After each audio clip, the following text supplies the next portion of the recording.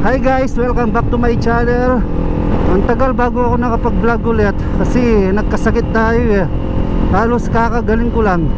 Nagkaroon kasi ako ng tigdas hangin. Kung kailan tumanda ako, doon pa ako nagkaroon pa ng tigdas. Pero alam ko nung bata ako, nagkaroon na ako eh. Tapos ngayon, nagkaroon ulit ako. Ang sakit pala. Talagang nagkatrangkaso talaga ako. Pag-pray po natin yung mga yung mga taga Davao.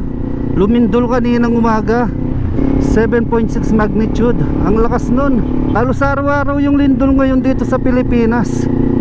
Kahapon naman sa Baguio. Kaya ang daming estudyanteng nahilo. Ano kayang nangyayari ngayon dito sa ating bansa? Halos sunod-sunod yung lindol. Pag-pray po natin yung Pilipinas, pati ang ating gobyerno, na sana tigilan na yung corruption. Kawawa tayong mamamayang Pilipino. Tapos sunod-sunod pa yung bagyo. Makulimlim yung panahon ngayon.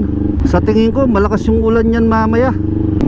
Sana may makita tayo dito na pwede nating tulungan. Ay umaambon na.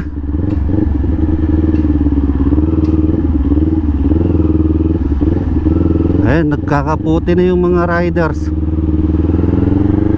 Wala pa naman akong dalang kapote. Umaambon na nga dito. Paano ito? Ito, nagkakapote na yung mga riders.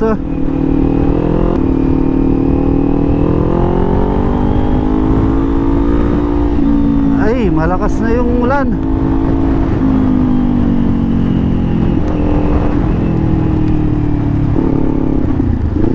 Dito pala malakas yung ulan.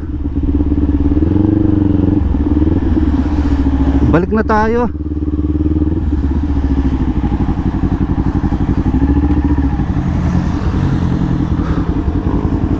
Lakas na ng ulan Inabutan tayo ng ulan dito mga idol. Ayan lakas ng ulan. Buti may nakita akong waiting shed dito. Nakisilong muna ako dito. Ayan yung waiting shed